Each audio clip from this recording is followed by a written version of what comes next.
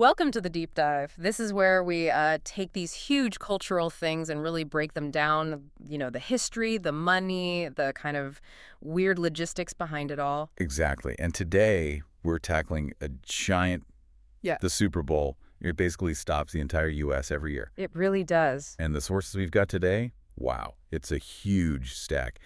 Decades of history, viewership numbers that are just staggering, and all the rules about where and how this game even gets played. Right. So our mission today, it isn't just about, who won or lost. We want to understand how this game, the NFL Championship that took over from the old NFL Championship game back in '66, how it became this national holiday almost, this global thing. It's a really dense topic, absolutely. But the history is just, it's fascinating. So many twists and turns people don't realize. Okay, so let's start with something that really shows how much the league's changed. The actual date of the game. It hasn't always been what it is now, right? No, not at all. It's a great way to see how the schedule has stretched out. If you look back at the very beginning, say 1967 up to about 1978, the Super Bowl was way earlier, like first or second week of January. Wow, January. Seems early now. Doesn't it? Then, yeah, the season got a bit longer, so it shifted. Late January became the norm from '79 all the way through 2003. Okay, and then for a long time, like nearly 20 years, 2004 to 2021, we all got used to it being that first Sunday in February. That felt like the spot. That was the tradition for a good while. But then, the league expanded the season again, added that 17th regular season game. Right, that changed everything. It really did. The whole calendar had to shift. So since the 2022 season, the Super Bowl got bumped back another week. Now it's officially the second Sunday in February. So that small change, just 1 week, it actually tells you a lot about the league's growth and how much longer the season is now. Exactly. It's a direct reflection. Okay, let's rewind. Mid-'60s. How did this whole thing even start? Because it wasn't some grand design, was it? It was more like a necessity. That's the perfect word. It was born out of this really bitter business fight. Right. You had the NFL, the established league, right? And then comes the AFL, the American Football League, started in 1960. And they were competing hard. Oh, yeah. Directly for players, for fans. It was driving up salaries. Costs were exploding for everybody. The only real way to stop that financial drain was, well, they had to merge. So the '66 merger agreement, that basically forced their hand. They needed one big championship game. Pretty much. Pit the best team from the NFL against the best from the AFL. Yeah. But the official name back then was a mouthful. The AFL-NFL World Championship Game. Right. Not exactly catchy. Not at all. They played 4 games under that name before the whole league structure really merged in 1970. And that merge agreement, that's what created the AFC and NFC we have today. Okay, break that down. How did the teams get split? So the 10 original AFL teams, plus 3 NFL teams that agreed to switch over, that was the Colts, the Steelers, and the Browns, they became the new American Football Conference, the AFC. Gotcha. So the AFC has that AFL heritage. Exactly. And then the other 13 NFL teams that were left, they formed the National Football Conference, the NFC. So ever since Super Bowl V, which was 1971, it's been the AFC champ versus the NFC champ. And that rivalry, conference versus conference, it's still super close, isn't it? Incredibly close. If you look at the wins, the NFC, which kind of inherited the old NFL line, they've won 30 times. The AFC, the AFL successor, they've won 29. It's almost perfectly balanced after all these decades. That's amazing. Now, the name, Super Bowl, the league didn't even like it at first, did they? This is a great story. It's fantastic. The name came from Lamar Hunt. He owned the Kansas City Chiefs, was a huge player in getting the merger done, and he just needed a shorthand way to refer to this new championship game in his notes, And the inspiration wasn't some high-level marketing meeting. No, definitely not. It was his kids. They were playing with this really popular toy back then called a Super Bowl, just a bouncy rubber ball. So the name of this massive billion-dollar event came from a kid's bouncy ball. Isn't that unbelievable? And Hunt himself was almost embarrassed by it. He wrote this letter to the NFL commissioner Pete Rozelle back in July '66. And he actually said, let me get the quote right, "I have kiddingly called it the Super Bowl," which obviously can be improved upon. He apologized for it. He did. But the media, they heard Super Bowl and thought, yeah, that's way better than AFL-NFL World Championship Game. They ran with it immediately. And it just stuck. Instantly. By the time Super Bowl III came around in 1969, the league had no choice, really. They just made it official. And then there's the Roman numerals. That adds a certain weight to it, doesn't it? Why did they start doing that? It really does give it that sense of history, like it's timeless. They officially started using Roman numerals with Super Bowl V in 1971. It helps avoid confusion, too. because the game is played in the calendar year after the season it crowns. So Super Bowl V was for the 1970 season, but played in 71. Right. That makes sense. But they did drop it once, didn't they? Yeah, for Super Bowl 50, that was in 2016. They used the regular number 50. Marketing decision, probably looked cleaner. But, tradition won out. People missed the Roman numerals, so they went right back to LI the next year. And the trophy itself, the Vince Lombardi trophy, that naming also tells a story about the early days, right? Definitely. Lombardi, the legendary Packers coach, won the first 2 Super Bowls. But the trophy wasn't named after him immediately. That only happened after he sadly passed away in September 1970. So the first time it was actually awarded as the Lombardi Trophy was for Super Bowl V. And those first couple of games were pretty tense for the league, weren't they? Because the Packers just dominated. Oh, yeah. Lombardi's Packers won Super Bowl I and II pretty easily. And there was real fear, that the AFL just wasn't on the same level. People were questioning if the merger would even work, if the competition was real. The whole thing could have fizzled. It could have. But then came the AFL pushback. Super Bowl III, Joe Namath famously guarantees a win for his New York Jets, an AFL team, against the Baltimore Colts, who were huge favorites, like 19.5 points. And the Jets won. They won. And then the very next year, Lamar Hunt's Kansas City Chiefs, another AFL team, won Super Bowl IV. Those 2 wins back-to-back were absolutely crucial. They proved the AFL could hang, that the leagues were competitive. It basically saved the merger right as it was becoming official in 1970. Okay, so the foundation is set. Let's walk through the decades now. How did the balance of power shift? Starting with those first 4 games, the late 60s. Right. Super Bowls 1 through 4. Right. This was really about the NFL trying to assert dominance and the AFL trying to prove it belonged. The Packers, under Lombardi, they were the NFL's dynasty, won the first 2, like we said. Bart Starr, the QB, got MVP twice. It capped off this incredible run for Green Bay, 5 titles in 7 years if you include their pre-Super Bowl NFL championships. But the game changer was Super Bowl III, Namath's guarantee. Absolutely seismic. The Jets beating the Colts 16-7. It wasn't just an upset. It changed the whole perception of the AFL overnight. It validated the league, validated the merger. Truly a pivotal moment in football history. Okay, moving into the 70s, Super Bowls V through 14. What defined this decade? Dynasties. This is where we see teams really stringing wins together. But it started weirdly. Super Bowl V 1971, Chuck Howley, a linebacker for the Dallas Cowboys. They lost the game, but he won the MVP. Seriously, the only time that's ever happened? The only time ever. Still stands. Bizarre. Wow. And then came perfection. The 72 Miami Dolphins. Yeah. The perfect season. 17 wins, 0 losses, regular season and playoffs combined. Won Super Bowl 7th. Still the only team in the Super Bowl era to go completely undefeated all the way through. And they won again the next year too, right? Super Bowl 8. They did. Back-to-back. An amazing short-lived dynasty. But the real dynasty of the 70s, that was Pittsburgh. Steelers, the Steel Curtain. Exactly. Coach Chuck Noll, QB Terry Bradshaw, running back Franco Harris, and that defense, legendary. They won 4 Super Bowls in just 6 years. 9X, 13th, and 14th. First team to do that. And that 1974 draft class they had, it's still talked about? Oh, it's maybe the best single draft class ever. In one draft, they picked 4 guys who ended up in the Hall of Fame. Lynn Swann, Jack Lambert, John Stallworth, Mike Webster. And then they signed Donnie Shell, another Hall of Famer, as an undrafted free agent that same year. Insane talent acquisition. Incredible. But while the Steelers were racking up rings, there was another team having a very different 70s Super Bowl experience. Yes. The poor Minnesota Vikings. They went to 4 Super Bowls in that decade, 4, 8, 9X, and CS7, and they lost every single one. Ouch. 4 losses, no wins. That's tough. Brutal. Set an early standard for Super Bowl heartbreak. Okay, so if the 70s saw the rise of AFC powers like the Dolphins and Steelers, the 80s and 90s flipped the script completely, right? This was the NFC's time. Oh, absolutely. Total domination. Yeah. Across those 2 decades, the NFC won 16 out of 20 Super Bowls. 16. And get this.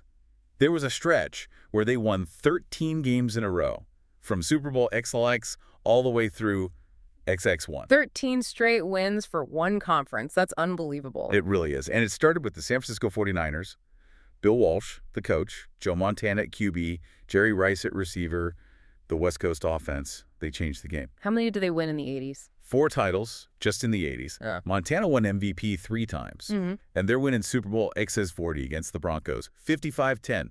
Still the biggest blowout ever in a Super Bowl. Just total dominance. But it wasn't just the Niners, right? Other NFC teams were strong too. Yeah, you had some iconic teams. The '85 Chicago Bears, maybe one of those famous teams ever, went 18-1, just dominant defense. And then you had the Washington Redskins and the New York Giants winning multiple titles too, often with different quarterbacks, which showed real organizational depth. So who broke up this NFC party? Anyone from the AFC win during that stretch? Only the Raiders. They managed to win Super Bowl XV8. They were the only AFC team to hoist the trophy during that dominant NFC run in the '80s. Okay, then the 90s. The NFC streak continues. Yep. Led by the Dallas Cowboys this time, the triplets era, Troy Aikman at QB, Emmitt Smith running the ball, Michael Irvin at receiver. They won 3 titles in 4 years, XC7, XD8, and XA6. Another dynasty. But we have to talk about the flip side of the 90s dynasty coin. The Buffalo Bills. Oh, the Bills. It's just painful to even talk about. They made it to 4 Super Bowls in a row. 4 consecutive appearances from X6V to XE8. An incredible achievement. And lost all 4. Lost all 4. It's a record nobody wants. Just absolutely heartbreaking for that team and city. Unprecedented. So when did this epic NFC winning streak finally end? Late 90s. Super Bowl XX2, the Denver Broncos, led by John Elway, finally broke through for the AFC, and then Elway won again the next year, Super Bowl XX3, and retired on top. That really marked the turning point. And set the stage for the 2000s and 2010s, the AFC resurgence, largely thanks to one team. The New England Patriots. Absolutely. Under Bill Belichick and Tom Brady, they just took over. Won 3 titles in 4 years, right at the start of the 2000s. XE6, XA6, XX89, matched what the 90s Cowboys did.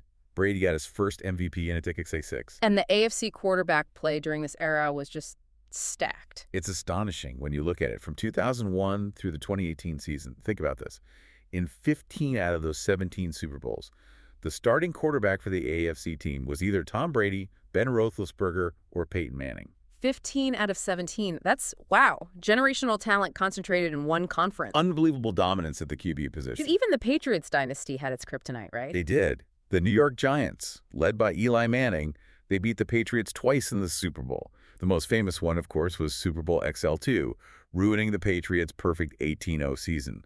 That 2007 Patriots team was statistically dominant, maybe the best ever, and the Giants pulled off one of the biggest upsets in sports history. Those games were classics. The 2010s also had some memorable moments, let's say, like the blackout game. Oh, yeah. Super Bowl XL7 in New Orleans. The Harbaugh Bowl, brothers coaching against each other, Ravens versus 49ers. Great game, but everyone remembered the power outage. Lights went out in the Superdome for 34 minutes. Did that actually change the game? Maybe. The Ravens were rolling, then the lights go out. The 49ers regrouped, made a huge comeback attempt after the delay, but fell just short. The blackout became the story. And then there's the scoreline everyone knows. 28-3. Super Bowl LI, 2017. Yeah. Atlanta Falcons versus the Patriots. Falcons are up 28-3 late in the third quarter. Looked totally over. And then Brady happened. The Patriots pulled off the biggest comeback in Super Bowl history. Erased that 25-point deficit, forced the first ever Super Bowl overtime, and won. Just cemented Brady's legacy. Unbelievable game. The end of that decade had some weird scoring contrasts too, right? Yeah, it was kind of funny. Super Bowl LII, Eagles beat the Patriots. The Patriots scored 33 points in the loss, which was the highest score ever for a losing team at that time. Okay, high scoring loss. Then the next year. Totally opposite. Super Bowl LT, Patriots beat the Rams 13-3, lowest scoring Super Bowl ever. A real defensive grind. And Brady got his 6th ring in that one, right? Yeah. At age 41. Yep. Oldest player to win a Super Bowl MVP. And Belichick at 66 became the oldest coach to win. Really capped off their dominant era. Which brings us to now, the 2020s, and it feels like we're already in the middle of another potential dynasty. The Kansas City Chiefs, for sure. Patrick Mahomes. They won Super Bowl LFE, broke their 50-year drought. And that win was actually significant. Historically, it tied the AFC and NFC for total Super Bowl wins, 27 each at the time, for the first time since way back in 1991. Wow, leveled the score. Then the pandemic year, Super Bowl LV, that was unique too. Totally unique. Tom Brady, now with the Tampa Bay Buccaneers, leads them to victory in their home stadium in Tampa. First time that ever happened, a team winning at home. First time a team played and won in their home stadium in the modern era. Required some rule tweaks even to make it possible. And Brady got his 7th ring, winning at age 43. Just keeps breaking his own records. And since then, it's been pretty much all Chiefs, hasn't it? They've been dominant. 4 Super Bowl appearances in the last 5 years. Won 3 of them, Liverin, Thilvery, and Doley 8. They won back-to-back in 22 and 23. The first team to do that since the Patriots, back in 03-04. Until this past year, Super Bowl LIX. Right. The Eagles got their revenge for the El Rey loss, beat the Chiefs 40-22, stopped Kansas City from getting that historic three-peat, but still, for Mahomes, that was his 5th Super Bowl appearance in just 6 years. That kind of run puts you in the all-time great conversation immediately. Okay, let's dive into the record books. Some of these numbers are just mind-blowing when you look at team success. Who's at the top for wins? It's a tie right now. Hmm. The Pittsburgh Steelers and the New England Patriots both have 6 Lombardi trophies, 6 wins each. But who's been there the most often? That's the Patriots. They've made it to the Super Bowl 11 times, most appearances by far. 11 times. Incredible consistency. Any teams that are perfect when they get there? There are 2, actually, with multiple appearances, the Baltimore Ravens and the Tampa Bay Buccaneers. Both are 2-0 in Super Bowls. Perfect record. Nice. Now the other side, teams that have never even made it. That's got to sting. Yeah, there are 4 current NFL franchises that have never played in a Super Bowl. That's the Cleveland Browns, the Detroit Lions, the Houston Texans, and the Jacksonville Jaguars. Now, important context for the Browns and Lions, right? They won championships before the Super Bowl existed. Exactly. Both have pre-1966 NFL titles, so they have championship history, just not Super Bowl history. The Texans and Jaguars are younger expansion teams still trying to reach that peak. Okay, what about individuals? Who holds the records there? Now, the coaching record is probably untouchable. Bill Belichick, he has 8 Super Bowl rings total. 8. That's from 9 appearances as the Patriots head coach, plus he won rings as an assistant coach with the Giants earlier in his career. Just amazing. And the player record has to be Brady. It is. Tom Brady. 10 Super Bowl starts, 7 wins. Yeah. Those numbers just seem impossible to beat. Anyone else notable for multiple wins, not a quarterback? Yeah, Charles Haley. Defensive end, played for the 49ers and Cowboys during their dynasty years. He ended up with 5 Super Bowl rings, most for a non-QB. 5 rings? Wow. Okay, now the records nobody really wants. Most losses. That's another tie, actually. The New England Patriots and the Denver Broncos are tied for the most Super Bowl defeats, with 5 losses each. So the Patriots have the most appearances. A&D are tied for the most losses. High highs, low lows. Exactly. And then you have those infamous losing streaks we mentioned. The Minnesota Vikings, the first team to lose 4 without winning any. And, of course, the Buffalo Bills losing 4 straight. That's just a uniquely painful record in sports history. All right, let's shift gears. Because the Super Bowl, it's more than just the game on the field, isn't it? The whole cultural event around it, the commercials, the halftime. Sometimes that feels even bigger. Oh, absolutely. The scale is just hard to wrap your head around. Globally, it's huge, second only to the UEFA Champions League final for most watched annual club sporting event. But here in the U.S., nothing even comes close. Like the most watched TV shows ever. Get this. The 7 most watched television broadcasts in American history are all Super Bowls. All 7. That's insane. What were the numbers for the last one? Super Bowl eloped. Record-breaking. Average U.S. viewers, 123.7 million people. Just staggering. And it's not just the game, the halftime show for that same Super Bowl.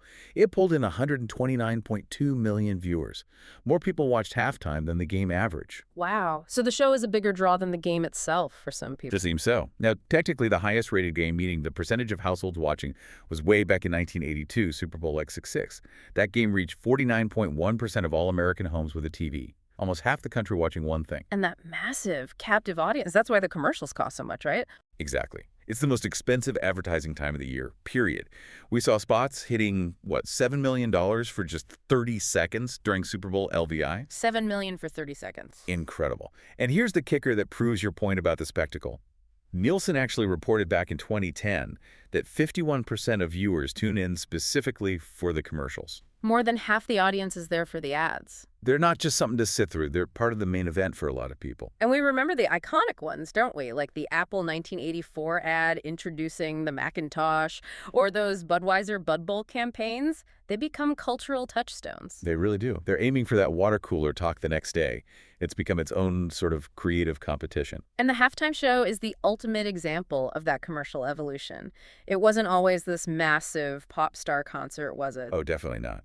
In the early Super Bowls, halftime was very traditional, like college games. You'd see local college marching bands, high school bands sometimes, very low-key, relatively speaking. So what changed? When did it become Michael Jackson and Prince and Beyonce? The turning point was Super Bowl XXVI, back in '92.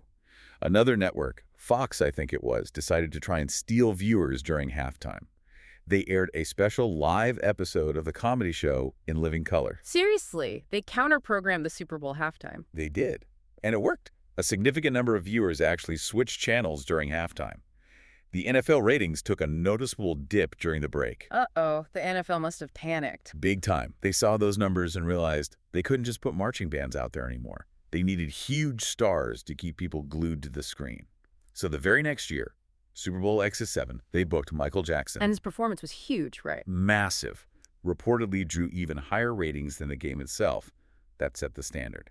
From then on, it was A-list global superstars only for halftime. But that strategy hit a snag too, didn't it? The infamous wardrobe malfunction. Yes. Super Bowl XX8, 2004. Justin Timberlake and Janet Jackson performing. The incident at the end caused a massive controversy. Huge FCC fines were levied. And the NFL reacted pretty strongly. Very strongly. They got scared off pop music for a while. There was this sort of unofficial moratorium. For the next several years, they booked older, safer, veteran rock acts. Paul McCartney, the Rolling Stones, Prince, Tom Petty, Bruce Springsteen, The Who. Right, I remember that run of classic rockers. Exactly. They played it safe until things cooled down. Finally going back to contemporary pop acts around Super Bowl XLV with the Black Eyed Peas. It showed how sensitive the league is to controlling the narrative and avoiding controversy. Okay, before the game even kicks off, there's a whole pregame ritual now, too. What does that involve? It's pretty structured these days. Usually starts with presenting past Super Bowl MVPs. Then, since 2021, they've included Lift Every Voice and Sing.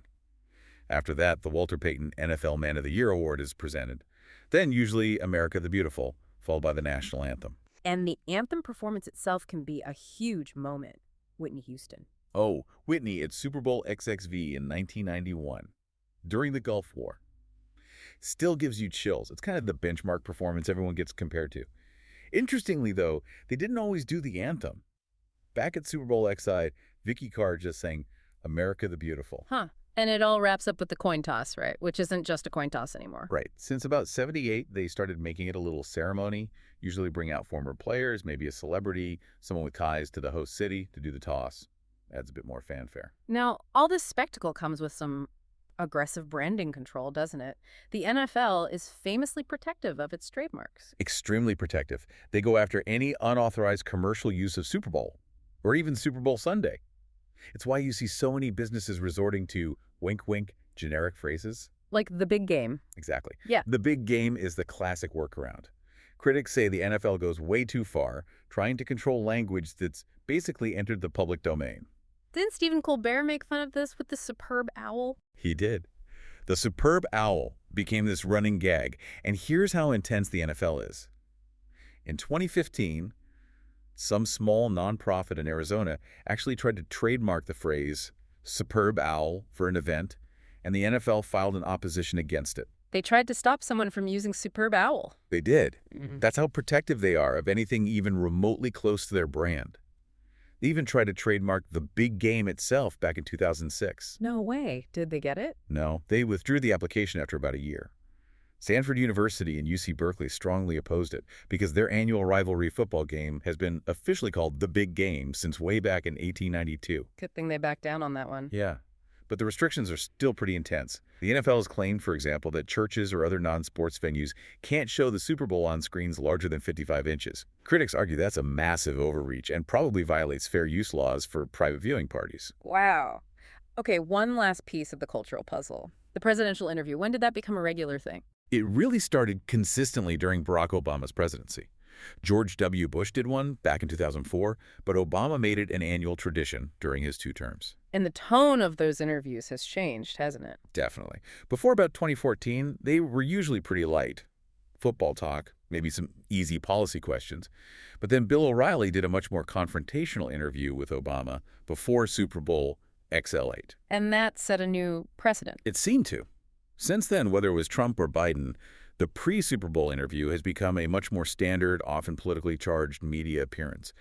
It just highlights what an unparalleled platform the game is to reach tens of millions of Americans all at once. All right, let's talk logistics. Hosting the Super Bowl, it sounds glamorous, but the requirements the NFL puts on a city are intense. Intense is an understatement. It's a massive, expensive undertaking. And historically, it's been very concentrated. Think about it. Out of 59 Super Bowls played so far, 30 of them, more than half, have been in just 3 places: Miami, New Orleans, and LA. Why those three so often? Primarily weather and infrastructure. Miami and New Orleans are tied with 11 hosting gigs each. Greater Los Angeles has hosted 8 times. They have the facilities, the hotel space, and usually the reliable warm weather the NFL traditionally prefers. And you need an NFL team in the city to host, right? Yeah, that's a key requirement now, yes. The host city has to have an active NFL franchise. Yeah. Although, interestingly, the stadium itself hasn't always been the home team stadium, especially in the early years or in LA before the Rams and Chargers returned. Okay, so what are some of those specific requirements? You mentioned leaked details. Yeah, back in 2014, some of the bid requirements got out. They're pretty wild. The stadium itself needs at least 70,000 seats. 70,000 minimum. Yep, and they do allow temporary seating to reach that number. But the stuff outside the stadium is just as demanding. They require 35,000 parking spaces within a 1-mile radius of the stadium. Imagine coordinating that. 35,000 parking spots. Yeah. Wow. And then there's the NFL Experience. That's the big fan festival thing they do all week. It needs a huge amount of space, at least 850,000 square feet if it's indoors, or even 1 million square feet if it's outdoors. That's like 15 football fields of space just for the fan fest. That's enormous. And hotels. Thousands of rooms needed. Specifically, the requirement was hotel space equivalent to 35% of the stadium's capacity, all located within a 1-hour drive, plus massive needs for security, media centers, power grids. The cost to the host city can easily run into the hundreds of millions, sometimes more. And the weather thing. Traditionally, they wanted warm weather or a dome, right? That was the long-standing rule, yeah. Average game day temp needed to be 50 degrees Fahrenheit or warmer, or you needed a roof. That's why Miami, New Orleans, LA, Phoenix, Tampa, places like that, hosted so often. But they have waived that rule sometimes, played in colder cities. They have. 6 northern cities have hosted. Detroit, Minneapolis, Indianapolis all have domes, so that met the requirement. But then there were waivers. Like New York, New Jersey. Exactly. MetLife Stadium in New Jersey hosted Super Bowl XL8. That was the big one the first time the game was held outdoors, in a cold weather city without a roof. The league had to grant a special waiver and make all sorts of contingency plans for snow. It showed they were willing to bend the rules for a major market. Have they ever taken a Super Bowl away from a city after awarding it? Yes, that's happened a couple of times. Most famously, Super Bowl XC7 was supposed to be in Arizona, but it got moved to Pasadena, California because Arizona voters had initially rejected making Martin Luther King Jr. Day a paid state holiday. The NFL pulled the game in protest. Wow, political pressure. Yeah. Any more recent examples? Yeah, just a few years ago. Super Bowl Heavy Eighth was originally awarded to New Orleans, but then the NFL expanded the regular season to 17 games. That pushed the Super Bowl date back a week, right into the middle of Mardi Gras in New Orleans. Whoa, that's a conflict. Huge conflict. Logistically impossible to host both massive events at the same time. So the NFL moved Super Bowl L8 to Las Vegas instead. New Orleans got LAX this past year's game as compensation. Okay, last topic. Home field advantage and jerseys. Does playing at home even matter? Statistically, not really. The home team designation just alternates each year. NFC gets it for odd numbered Super Bowls, AFC for even. But the designated away team has actually won 32 of the 59 games. That's about 54%. So no real advantage there. But the home team does get to choose their jersey color, right? And that seems to matter. Yes. Since Super Bowl 13th, the home team picks wear your normal color jerseys or wear white. And this is where superstition takes over, because there's this really strong, weird trend. The white jersey curse or blessing. Blessing, definitely. Teams wearing white jerseys have won 37 out of 59 Super Bowls. That's 63%. It's a statistically significant trend, way higher than 50-50. 63%. That's huge. So teams actually choose white even if they're home. Oh, yeah. It happens quite a bit now because of that stat. The Cowboys did it back in 13th and accent. The Steelers chose white for Super Bowl XL. They'd won all their playoff games on the road wearing white that year. They wanted to keep the mojo going. Didn't the Broncos do it recently too? They did, very explicitly. For Super Bowl 50, John Elway, their GM, basically came out and said, "We're wearing white because we've had Super Bowl success in white." They were 0-4 wearing orange in previous Super Bowls. They wore white, and they won. And the Bucks, when they won at home, wore white, too. Super Bowl LV, even though they were the home team in their home stadium, they opted for the white jerseys, and they won. So that trend, that superstition, it's clearly something teams think about. It actually influences decision. Absolutely. Whether it's real magic or just psychology, that 63% win rate for white jerseys is too big for teams to ignore when they're preparing for the biggest game of the year. #tag outro. Wow. Okay, so wrapping this up.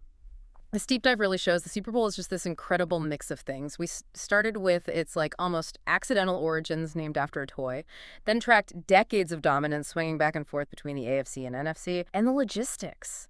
Just the sheer scale required to host, the square footage, the hotels, it's mind-boggling. It really is. Yeah. And what strikes me is how managed the whole experience is. Yeah. It's so meticulously crafted. Yeah. Using Roman numerals to give it historical weight, changing the whole halftime show strategy because of one ratings dip, fiercely protecting the name Super Bowl. It's all so intentional. Yeah, it's not just a football game that happens to be popular. It's this giant, perfectly tuned machine of sports, business, and culture. Exactly. Where even the color of the jersey a team wears is tangled up in decades of statistics and, frankly, superstition. A truly amazing spectacle. So, next time you're watching, maybe you hear someone call it the big game, or you see one of those superb owl posts. Right. Hopefully, you can appreciate all the layers underneath the history, the money, the planning, this whole massive ecosystem that makes the Super Bowl what it is. Yeah, exactly.